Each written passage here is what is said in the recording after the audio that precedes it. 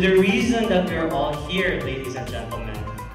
Good afternoon, everyone, and this is going to be an afternoon of learning and certainly fun and camaraderie as we listen to these three excellent ladies.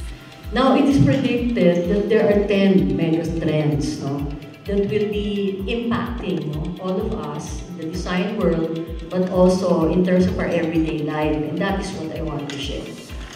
And part of that now is also now putting more focus on learning spaces. So while we're collaborating or while we're interacting with each other, we also need spaces that allow for focused learning.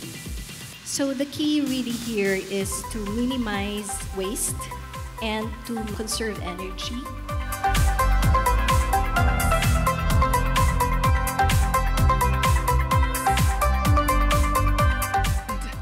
For you to remember them, they will tell you three key words. Resilient, measurable, agile. Mindfulness, connectedness, and productivity. Okay, caring for people and the planet. So